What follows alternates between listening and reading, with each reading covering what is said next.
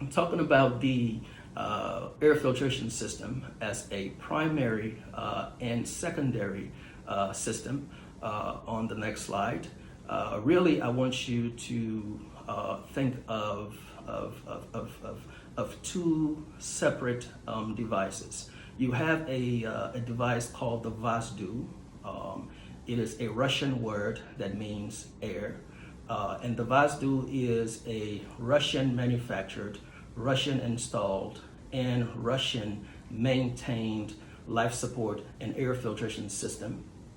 It is located in the Russian service module aboard the International Space Station. So it is housed on the Russian side of the International Space Station.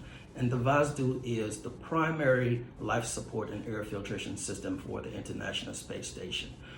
You also have the American carbon dioxide removal assembly system, and the acronym is CEDRA.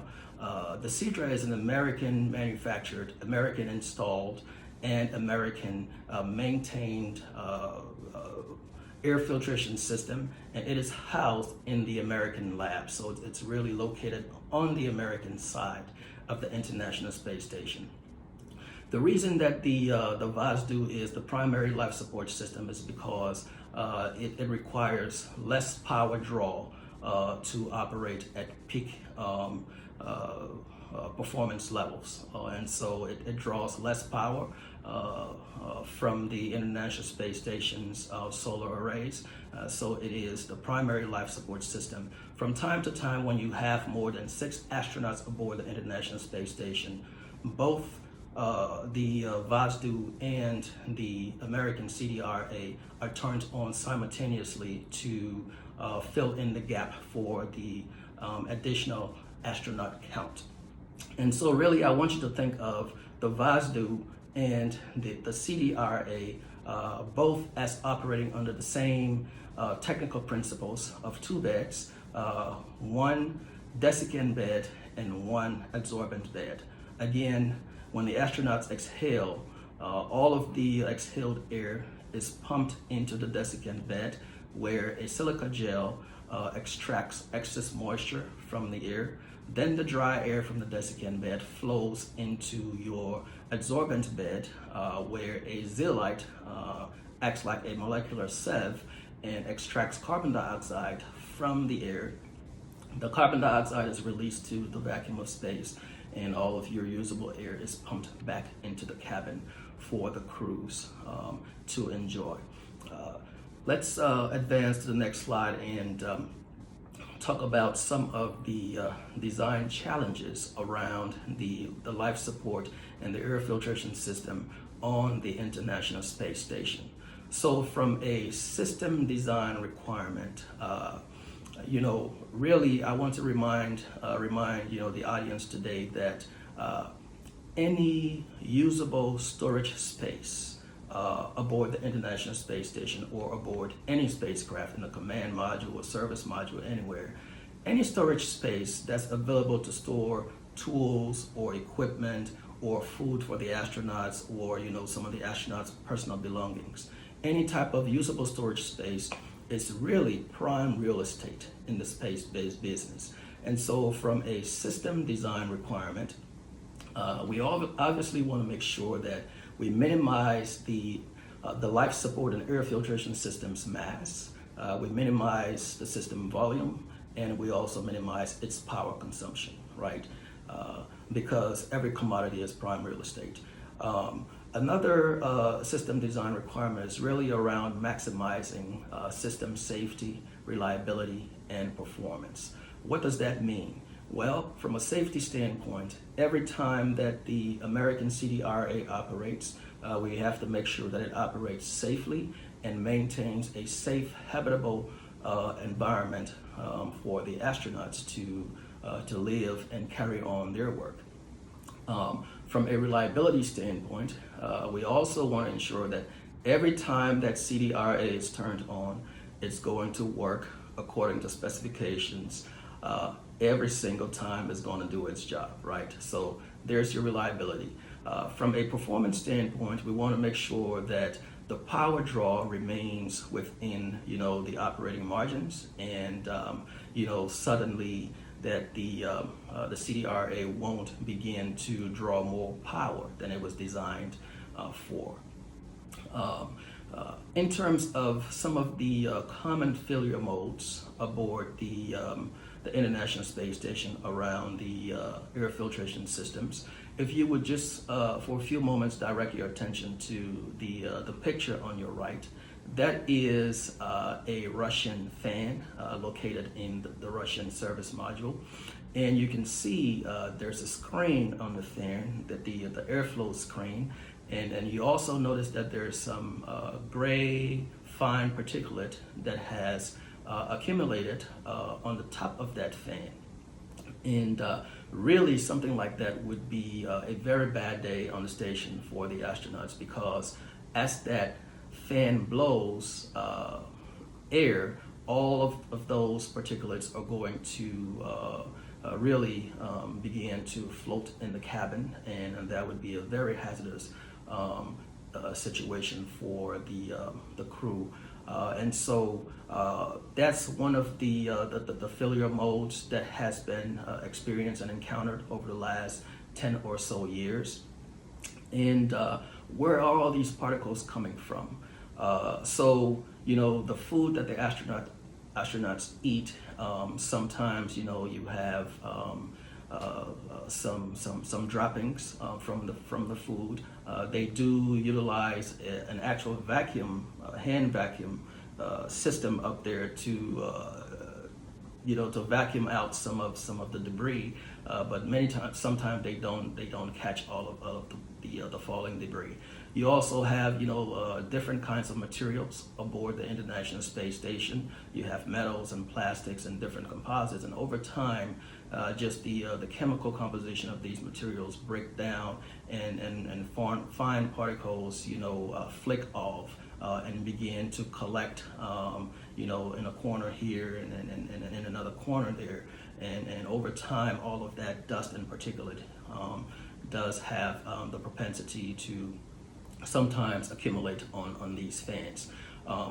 Another common failure mode, and I think all of the people in manufacturing operations will appreciate this one, because really it's around the human error that is introduced during the manufacturing assembly process of the CDRA here on the ground in Houston.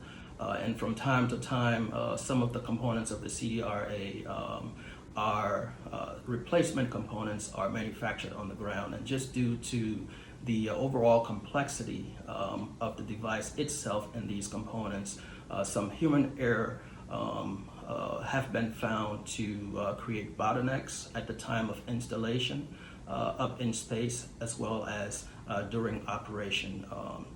They have found some wires being connected to, wrong terminals. They have found a couple of brackets being installed the wrong way or backwards, and that's just from the human error. And so the dust collection and the dust jamming the airflow screens, as well as the human error issue, are currently the subject of some mitigative efforts. From a system gap, performance gap standpoint, the life support system aboard the International Space Station is designed to really extract oxygen from the carbon dioxide that is being exhaled by the crew members. Right now, however, the current oxygen extraction system is only extracting 75% of available oxygen from the unit volume of carbon dioxide that is released in the cabin. And so you have a 25% available oxygen margin that's really going to waste, and that's a bad thing, because in space, every resource is prime commodity. And so as we speak, we're losing 25% of available oxygen from the unit volume of carbon dioxide, from the unit volume of air that's being exhaled in the cabin on the International Space Station. Similarly, the life support system is designed to extract water from urine, and the system at this time is only extracting 85% of the available water in the urine aboard the International Space Station. Again, that is not a good thing because you have 15% available margin that's going to waste. And this is very important because now, in recent years, NASA is looking at ways to really facilitate long-term travel. We want to get back to the surface of the moon. We want to develop a long-term lunar habitat. We're also looking to, travel to Mars and create a habitat there. And so we really have to get better at maximizing all of our resources, right? Be it oxygen, extraction or water extraction. And so those two elements are really the focus and the center of extensive research and risk mitigation efforts in the space design sector. So let's proceed a little further now on our next slide and talk about some of the trends as well as future outlook of the life support systems and the air filtration systems, both in space and on our airplanes here terrestrially. From an organic growth standpoint, you have quite a few commercial space companies. You have SpaceX by Elon Musk. Then you have, I think it's Virgin, the Virgin Group, that are now looking to take everyday people like you and myself for on exciting trips into space. And so all of these commercial activities, I think, really are going to be spurring some organic growth in the sector, which is going to require, some advanced life support systems and advanced air filtration systems to accommodate. I was doing I was watching a piece the other day, and I think SpaceX, their capsule is going to take, at some point up to 20 people up to space. And so you're going to need a more robust life support and air filtration system for that. So I think organically, there's going to be some growth just coming from the commercial sector. Now, in terms of geopolitical turbulence, our American space program, NASA, is and has always been, a major competitor of the Russian space program. We also have the Chinese that we're competing with, and other space agencies. And I think, all of that, all of the turbulence there from a geopolitical standpoint is going to be driving NASA to continue to be, the top entity in the space environment. And so certainly NASA is working, as I stated earlier, to take American astronauts back to the moon and build a long-term habitat on the moon that's going to be kind of a gateway for long-term travel. NASA is also partnering, with Boeing to create a long-duration spacecraft for travel to Mars and building a habitat there. And there's collaboration between NASA and the commercial sector. I believe that a contract was signed recently between NASA and SpaceX to develop some to develop a specialized lunar lander for the upcoming lunar landings over the next several years here. So just from a geopolitical standpoint and an organic standpoint, I think that in terms of the space arena, there's going to be a lot of need for advanced life support systems and advanced air filtration systems. At the terrestrial level, if you think back to when you took a flight, say 15 or 20 years ago, again, using the example of flying from Minneapolis to Los Angeles. When you got off the plane after the 4-hour flight in LA, you felt a significant pressure built up in your ears, almost to where you felt like your ears were getting ready to pop, right, from the built-up pressure. And you also felt significant congestion in your sinuses area. And really, those two symptoms stemmed from the lack of real quality humidity control and pressure control systems on the older aircraft models. Now, the Boeing 787, as well as the Airbus A350, two airplanes that I have had the opportunity to really work on over a long time in my career. These two airplanes now have advanced humidity control as well as advanced pressure control systems on board that have really, to a great degree, mitigated and alleviated the sensation of pressure buildup in your ears, as well as congestion in your sinuses. I also know that recently the company BAE developed some new technology to combat smells, toxins, and airborne pathogens in the cabin.